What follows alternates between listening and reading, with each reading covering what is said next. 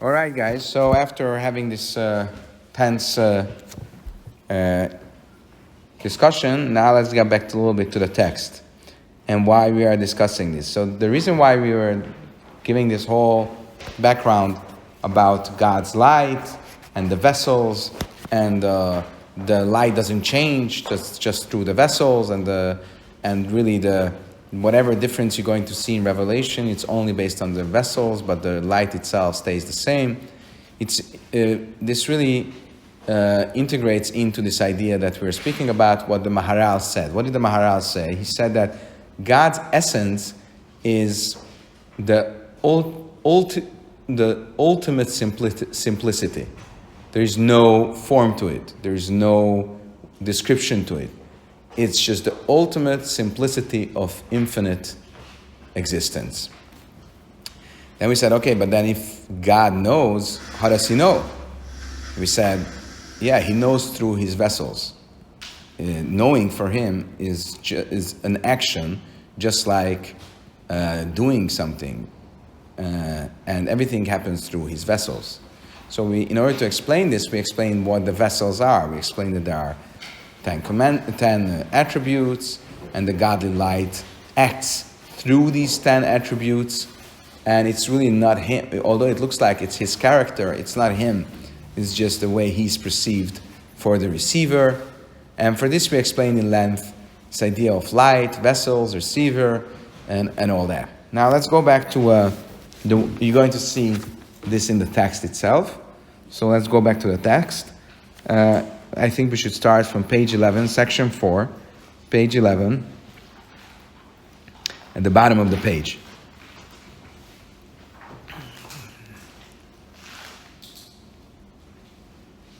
You guys have it?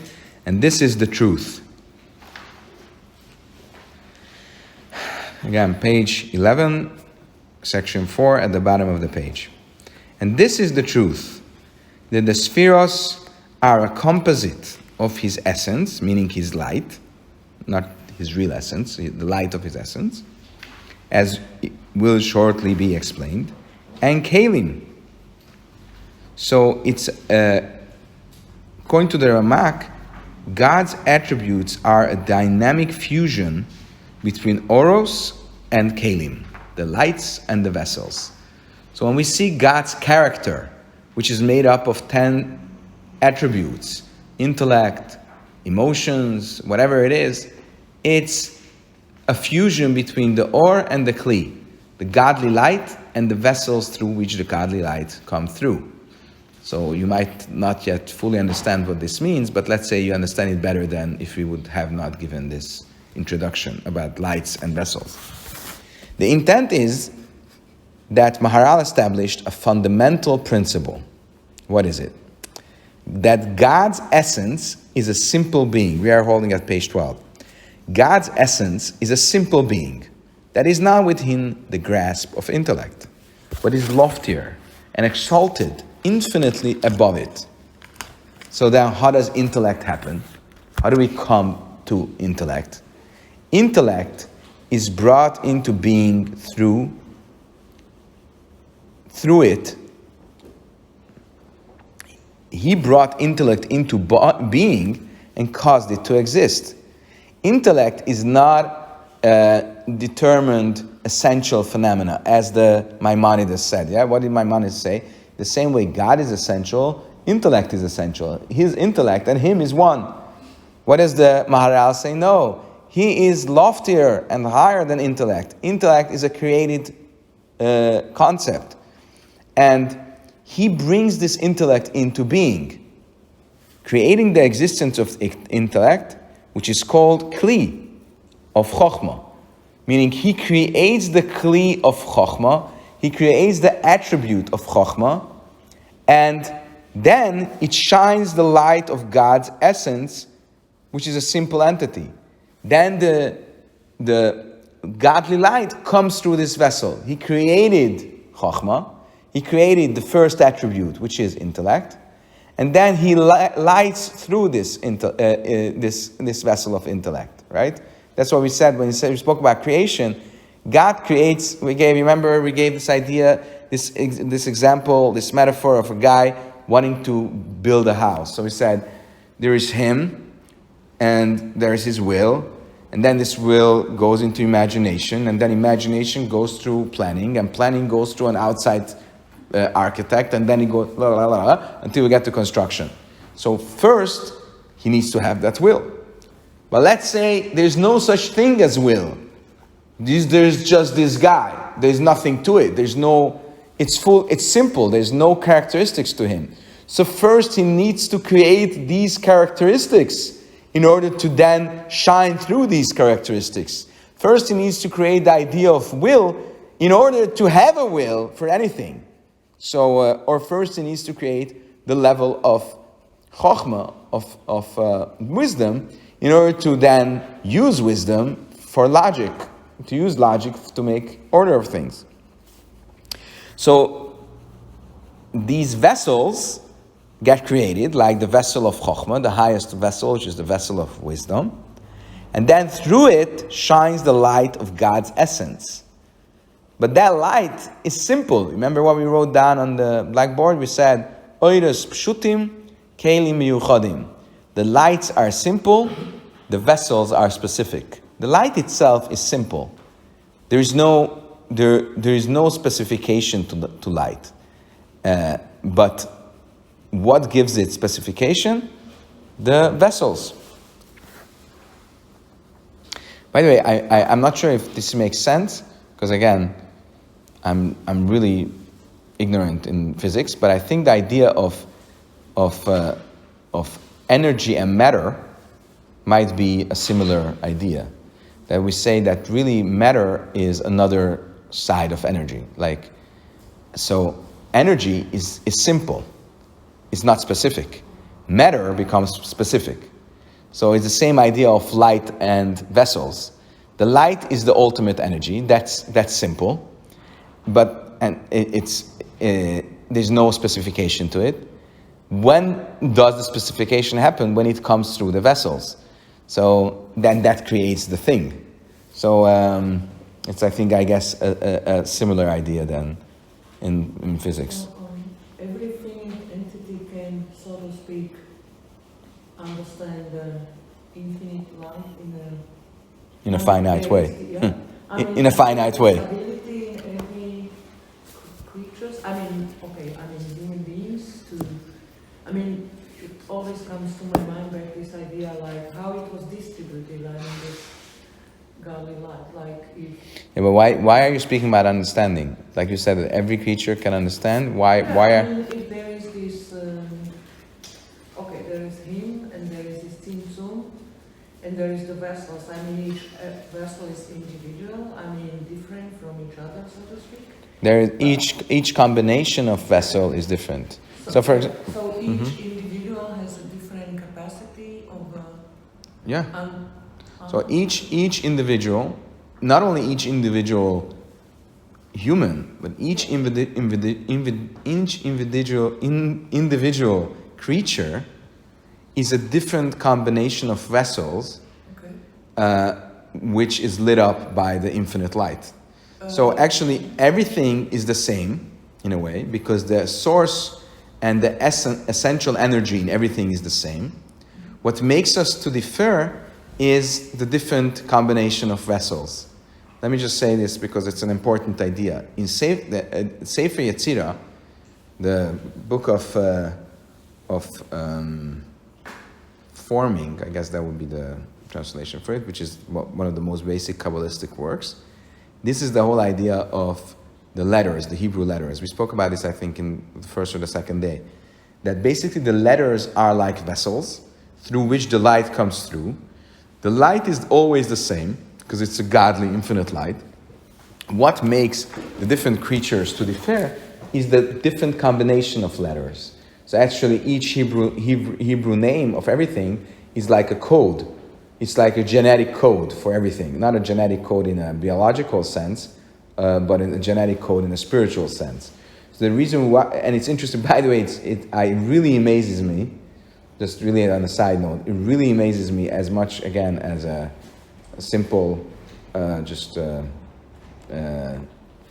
layperson, that reads about genetics, how the idea of the genetic code, the information which is in the genetic code is like, and the way it defines the way you are is unbelievably similar to the idea which is in Sefer Yetzirah, that you have the godly letters and their combination, almost infinite number of combinations, define your way of existence. So the existence itself is all the same by everyone, because the existence itself comes from this infinite light, which is simple and is obviously, because it's simple, doesn't have a specification. The specification comes from the vessels. But you had a question. I mean, if the intellect was given by him, so in other words, I mean, it could be understood like one received more and the other less, or. But I think you should not connect this to intellect. Sorry? You should not connect this idea to intellect in the creature. When we speak about intellect now, we spoke about it in the intellect attribute in God. It's a little hard to. When we speak about now, we speak about creation. We're not speaking about. We're speaking about creation of creatures. We're not speaking about God giving the intellect to the creatures. In fact, if you're able to understand something of this godly light or not, is a different topic. Yeah, I'm sure, but. So basically, the idea is that we see that there are multiple creatures in creation. Their source is all the same. It's all this infinite light.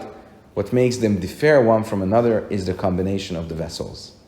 What are the vessels? They are also godly things. It's like the words of the speaker.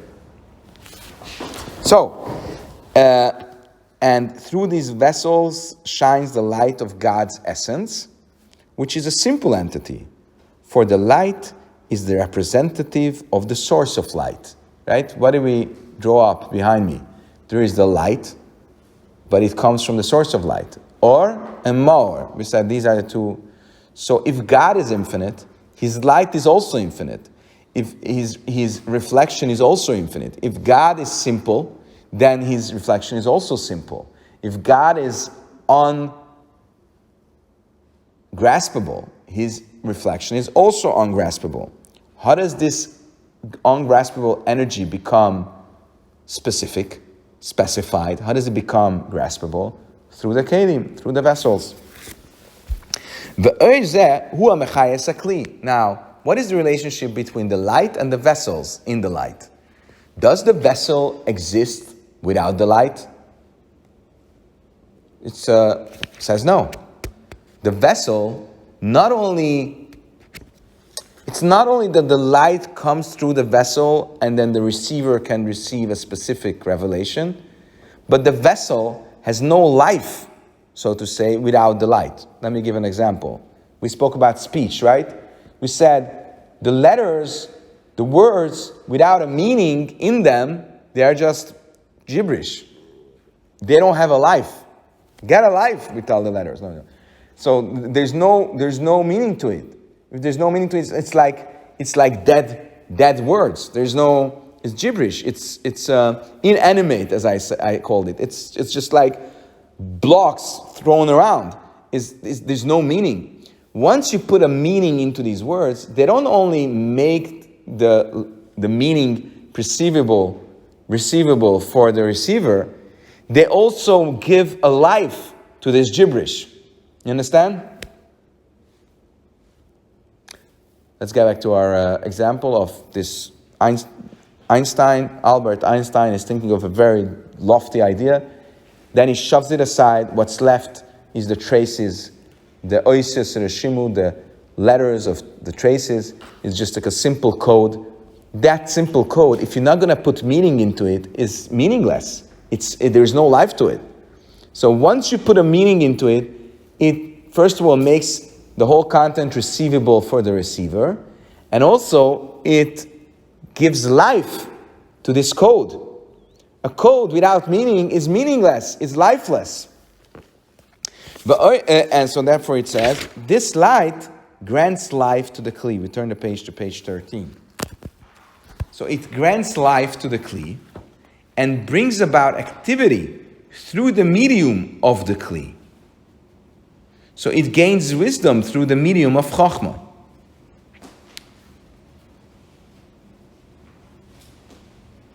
Jump down a little bit. Thus, through the Kli, through the vessel, form is given to simple light, which is referred to as essence. The light of godliness is simple, just God is simple.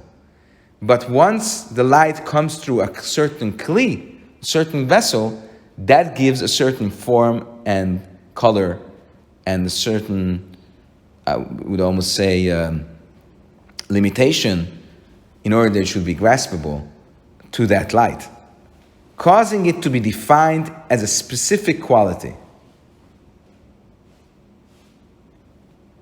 That quality can be Chokhmah, it can be Bina, it can be Chesed, it can be Rachamim, it can be different attributes. Thus God does not know with the knowledge that is outside of him, heaven forbid.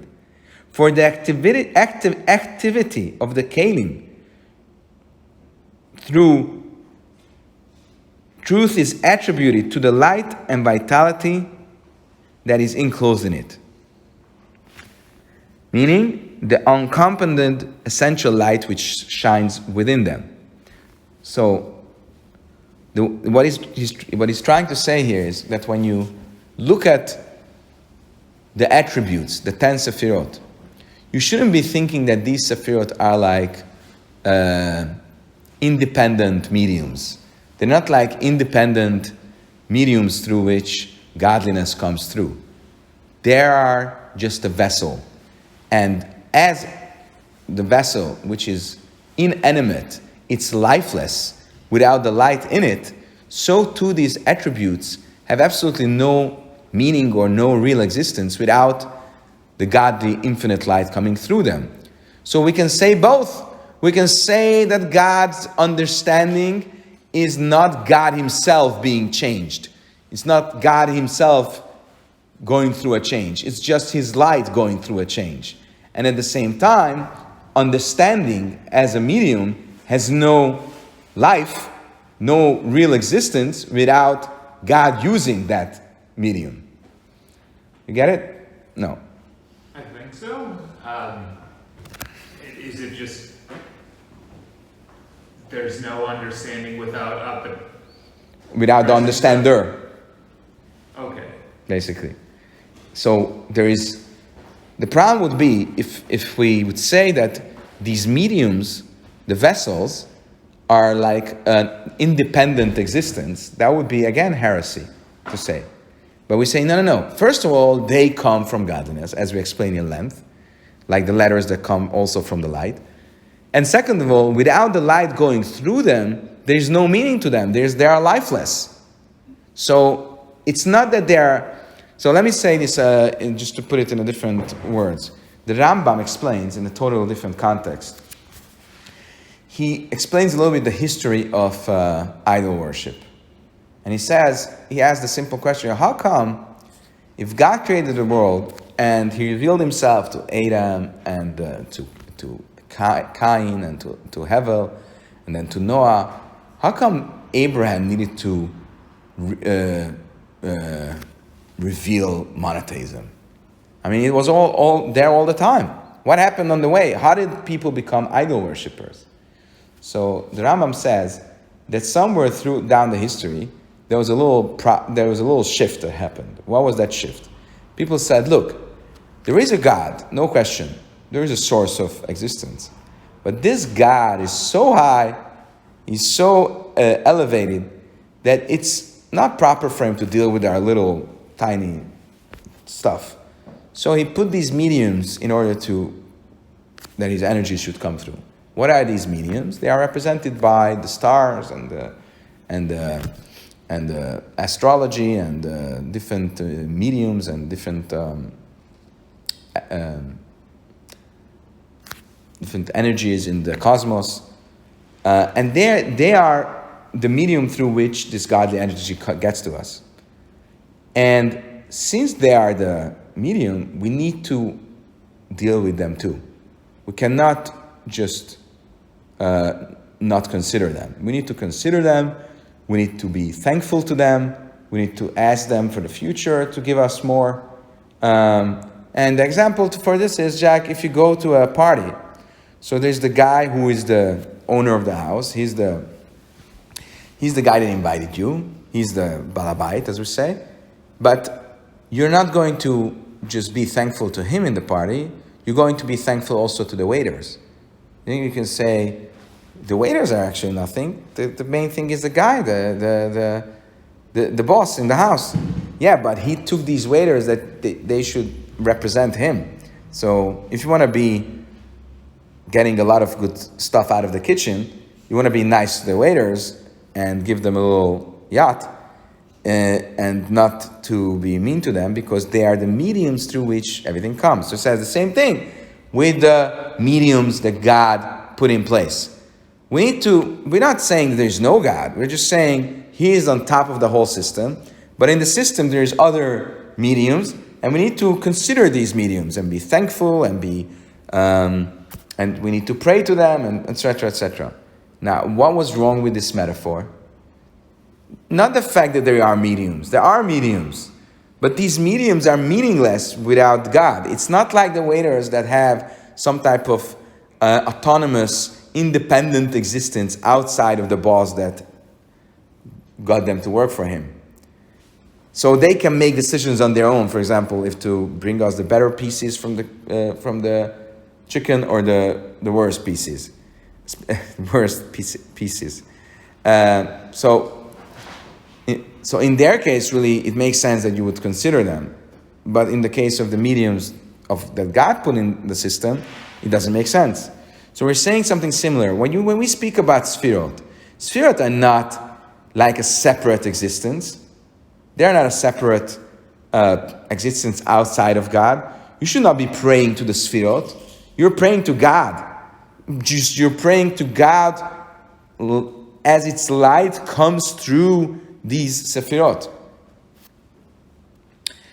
And this is a whole discussion in Kabbalah, like in the prayer, in the Jewish prayer, certain parts of the prayer are a reference to certain Sefirot, and you should concentrate on these Sefirot. These are called the Kavanas.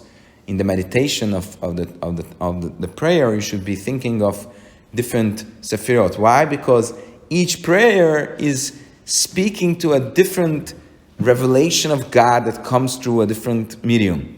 Where you shouldn't be misled. It doesn't mean you're speaking to this Sefirot, because that would really be idol worship. You're just speaking to God one time in one way of revealing Himself, another time another way of revealing Himself. And that's why there's a saying in the Talmud, Halavai va'isi mispalel al dat ze atinak.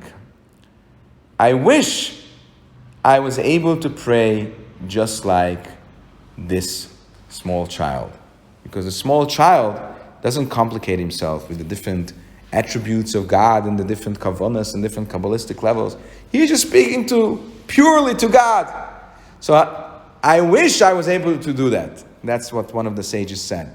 But anyways, the point here is you should not be thinking like these attributes have some independent existence. There's, by the way, a question that in one of the prayers we almost like speak to the angels and we tell them, please angels, take our prayer to the Father in heavens. And it's a question, how can we say that? So when we pray to the angels, I'm not going to get into the discussion, but it's a whole problem. So that's what he's trying to say here. The light comes through these vessels, it's the godly light, and these vessels are also ultimately their sources in the light.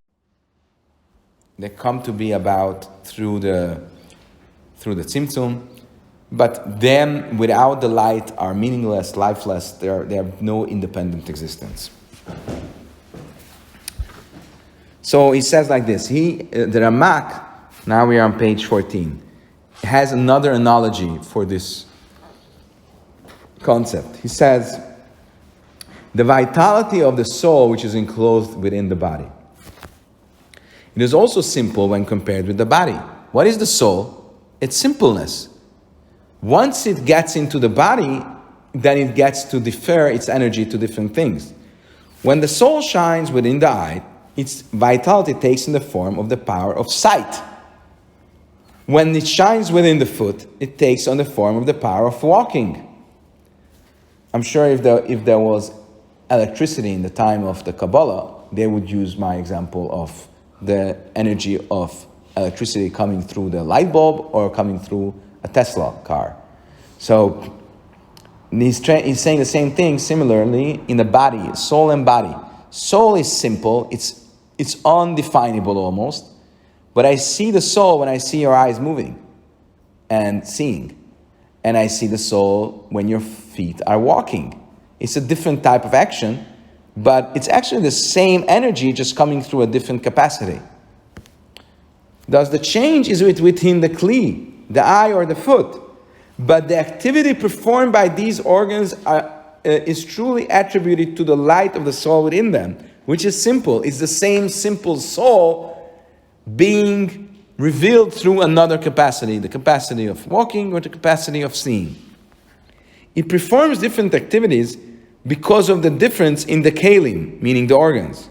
But it, the uncompounded soul, is the active force. Who is acting? The soul is acting, but it's acting through different mediums, and that's why it takes on different forms each time. Similarly, in the analog in the spiritual realms, the fact that God knows through the medium of Das comes about through the power of the essence that shines in Das, just as the power of sight operates through the vitality of the soul which comes into the eye. So God, enclosing himself in a certain attribute, like the attribute of Das, the attribute of Chesed, the attribute of Chokhmah, it's nothing different than the soul enclosing itself and revealing itself through the body and different capacities of the body. So let's get back to the test. And just as the power of sight operates through the vitality of the soul in the eye, and not merely the eye's physical substance. If so, God does not know through knowledge that is outside of himself. It's not like knowledge is an independent medium. It is him, but it's him coming through this vessel. The knowledge stems from him. It is only that the transition that enables the simple essential light to take a specific description or form, for example, to become the form of knowledge, comes about because he brings about the knowledge through the Kli, whose character is defined as the Kli of Das. So, and now go to page 16. Nevertheless, this does not involve a true change. Now, read now the text here. It would seem that the enclosement of God's light in the kelim would involve a change within the light because it is given a specific character and form as a result of this enclosement. Such a statement would be untenable, for the implication would be that God is changing, even if not his essence, but his light is changing, as it were. And they would run against the fundamentals of faith, as it written, I, God, have not changed. Among the philosophical difficulties that arise is that this would contradict his oneness. There would be God as he exists before having undergone the change and as he exists afterwards. But how do we solve this problem? He is not changing, and even his light is not changing. What is changing? The way you perceive this light, because this light comes through a certain vessel, and that certain vessel gives it a certain form, but it doesn't change the light. So for example, if I look at the sunlight coming through a certain colored glass, the light doesn't change, because if I take away that glass, the sun will turn back to its original clean, simple form without having a specific color. If I put back the glass, it will have again a color. So it's not an essential change in the light, because the light didn't change.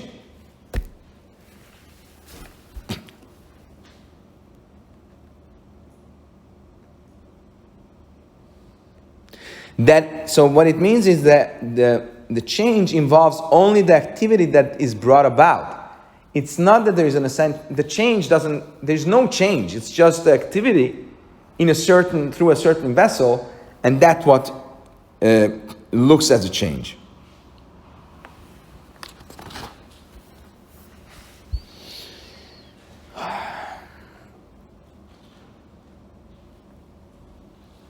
Therefore, turn the page to page 17. Therefore, even though this activity comes from the power of his light, which is a simple entity, there will nevertheless be a specific activities because of the difference in the kli being employed.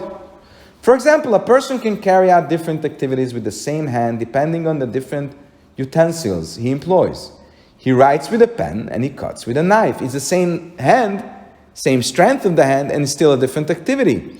So too, the godly light comes through different vessels. It will change the activity, but it won't change God or won't change his vessel. It won't change his light. Similarly, in the analog with regard to God's other activities, he performs kindness through the attribute of chesed. Thus, the power of this activity comes through the essential light which shines through the sephira of chesed. That light is simple. Nevertheless, it brings about a specific activity, a type of chesed, because it functions through the kli of chesed. Page 18. Similar concepts apply with regard to all other emotional qualities. The above refers to the activities that he brings about within the created beings through the medium of 10 spheres.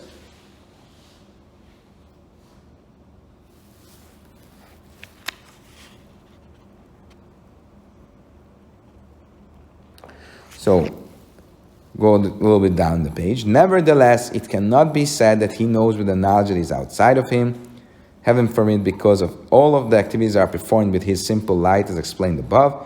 It is not, however, appropriate to describe his recognition of himself with the term of knowledge, unlike what the Rambam said, and thus be required to say that he's the knower, he's the object of knowledge, and he's the knowledge himself. As the Rambam states, turn the page to page 19. For his essence is not comparable to any entity that can be known. For the existence of knowledge and conceptualization is a new creation brought into being from nothingness, which he brought about through the medium of the appropriate kli explained before. And he himself is exalted and separated from knowledge to the extent that for him knowledge is actually like a physical deed. Thus, just as it is inappropriate to say that God cannot be grasped by the power of touch, heaven forbid, so too is inappropriate to use the terms comprehensible or not comprehensible in relation to his essence. For these terms are appropriate only with regard to limited entity.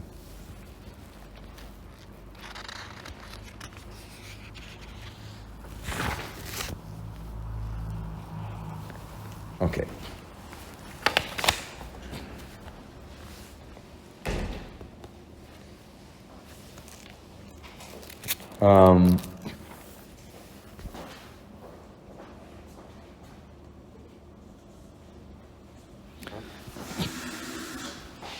So look at page 20.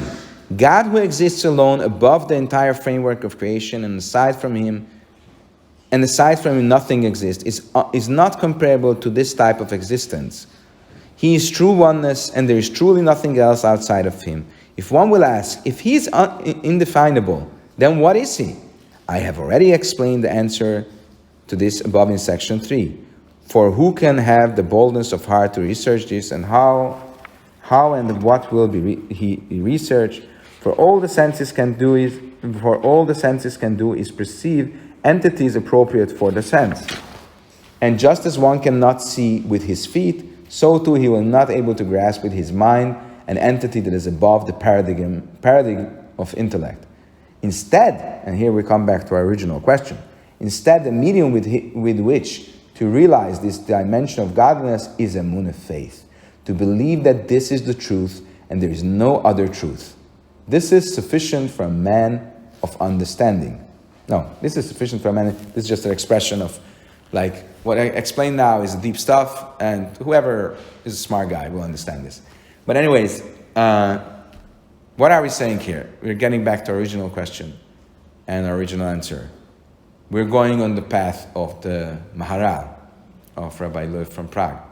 And he says that there is the essence of God, which is untangible, ungraspable, ultimately simple, etc., etc. And there's nothing to understand there. It's not an understandable thing, because anything you understand is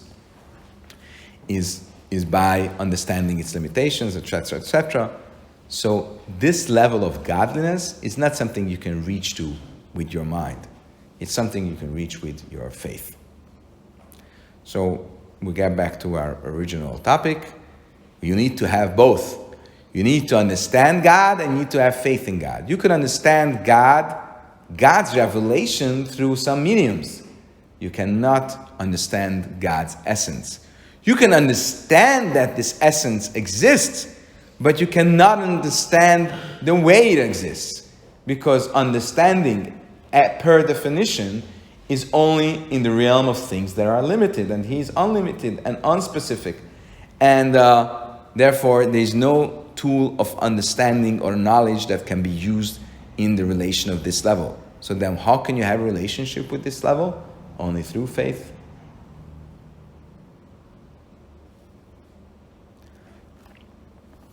But even through the medium, God is not, one cannot grasp God, right? Maybe the medium, it's like somebody can't walk, so he scratches, like, medium. Could you say it again? I'm sorry, what's your question? Medium, like you said something about the mediums, and through them we can understand. No, not really. It's godliness as it comes through these mediums can be understood, but the godliness in its purality, I don't know if there's such a word in English, but in its pure form, it cannot be understood. But then is the question: what do we understand when we are listening to mediums, so to speak? When I listen to you and you're using the medium of speech, what do I understand? Let me just finish. I was thinking about these angels, etc. No, yeah, but we were not speaking about angels now as mediums. We're speaking about any form. Okay. It can be also angels, but let me get back to you, my example of when you speak to me, what do I understand what you're saying? What do I understand? I understand your speech, or I understand you? Well, I understand you through the way you come through your speech. I don't understand your essence. I will never understand your essence. No, I was referring to this, some people look at horoscopes, etc., like all of this stuff, like, where is the border, so to speak, like somebody is listening more to, tarot card reading, etc., all of this, stuff, instead of astrology, for example, it's that's why we're saying that you should not forget that this is not independent existence, and you should not start to glorify the mediums instead of looking what it comes through the mediums. How do you categorize Torah, like Tanakh, as a medium, or is it closer to its essence? Oh, that's a very good question. Very, very good question. So the question is, Torah is, if I understand correctly the question, Torah is seems like a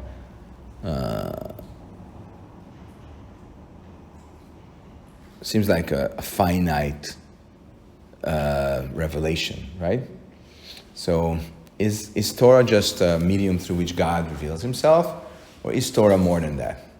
So on the simple level, it says, I don't know where, but somewhere, that, for example, it's, I'm not sure if this is in the Talmud or maybe in the Zohar. It says, really, what does it matter to God? Does it really matter to God if you slaughter the animal from its back or from its throat? Oh, that doesn't matter to Him. It only matters, the commandments of the Torah were only given not for God, they were given for the creatures to refine themselves. So based on this, what do we say?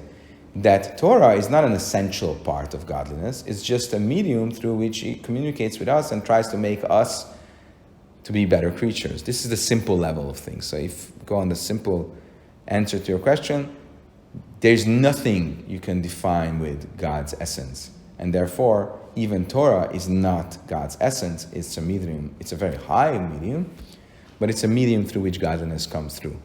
Still, in the Kabbalah, there is some type of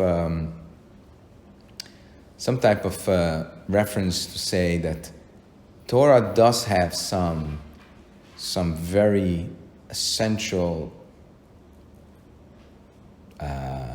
source. It's like almost like God's essence. How it makes sense, I can't explain you, but somehow this is also part of the equation. Obviously, by the way, the Torah itself, just like the Sefirot, are like helix. So too, the Torah has like higher meanings and even higher meanings. So each story of the Torah, each commandment in the Torah is on multiple levels. That's the idea of pardes, of the four basic levels of explanation of Torah: Pshat, Remez, Drush, Sod. And we say there is 70 levels of explaining the Torah. It's each time a different dimension. It's because Torah, as we listen to it, is as it comes down to the physical realm, but it also exists in the spiritual realm. That's why it makes sense to say that the souls in the Eden are busy with learning Torah. What does learning Torah matter to them? I mean, Torah is about physical context. No, these physical contexts make sense also in a spiritual realm. Especially the Torah was before the creation. Oh, exactly. So that's why it also says in the Talmud, Alpayim shana kodma Torah la'olam. The 2,000 years the Torah was before the creation. What does that mean? The 2,000, that's what it says. What is the idea of 2,000 years is probably, it has like a metaphorical meaning of 2,000 years, but the idea that it how you say perceived, precede means 2 days was before. It precedes the creation. It means that it's not just that there is a creation and God gave this book of instructions in how to live in the creation, but it is higher than creation. Also, it says in other places that the Torah is the blueprint for creation. So when God wanted to create the world, He took out the Torah and says, oh, so what is it saying here? Oh, okay, so that's how I'm going to create the world. Meaning, it's not that the Torah is for the creatures to live a normal life, but the creation is in order for the Torah to be manifested. It's a whole topic to itself, but the idea is what you're saying is that it's higher than creation.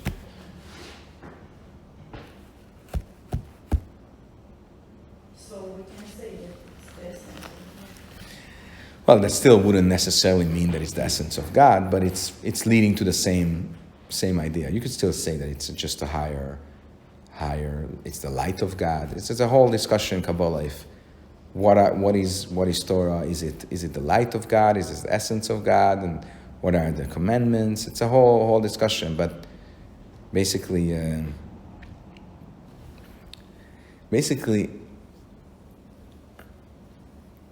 yeah.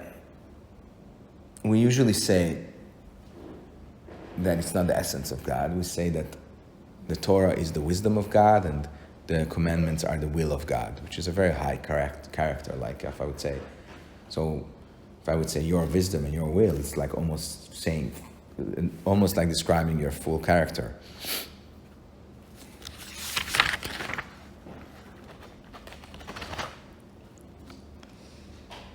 Okay.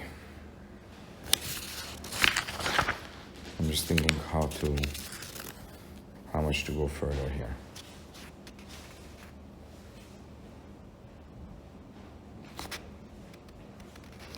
Okay, I'm just going to read the question. I don't know if we're going, because we only have 1 day left, but I don't know if we're going to be able to deal with this question. We dealt with it a little bit in our introduction today, but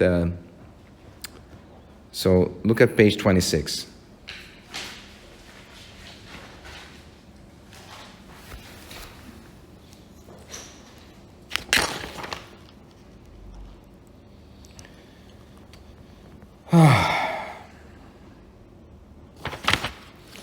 Nevertheless, in truth, you see the middle of the page? Nevertheless, in truth, a difficulty remains, for it is still necessary to understand how the 10 spheres themselves came to being. Right? For they are kelim like das, which are not comparable to his simple essence. Right? What were we saying till now? Oh, never mind, he doesn't change. It's only that his light comes through, his reflection comes through the vessels. And you see the reflection through the vessels, and that's what makes it to have a specification. And that's what makes it to have change. Once it comes through this vessel, then it comes through a different vessel. It could have different combination of these vessels. Fine, good. But where do the vessels come from? If they are not him and his light, they also need to come from somewhere. So where does this specification come from? Let me just...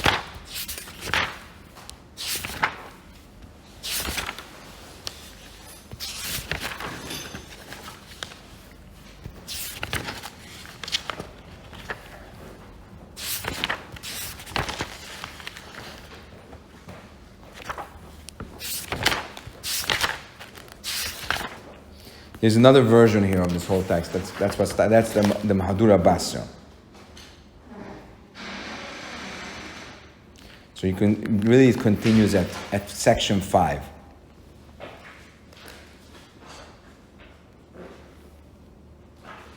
He repeats the same question. Look. Nevertheless, section 5, page 1. Nevertheless, this explanation is still required. It is necessary to understand the nature of kelim, of the vessels. How can it be said that they are godliness when they are not comparable to his being and his essence?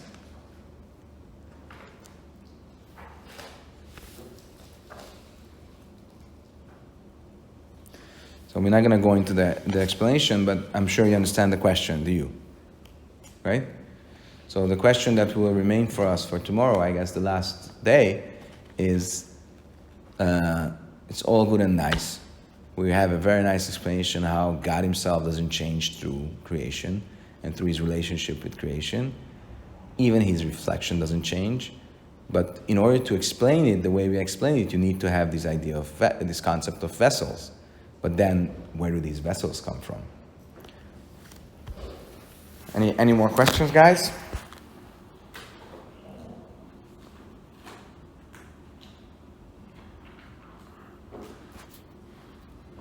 Anything else? No questions?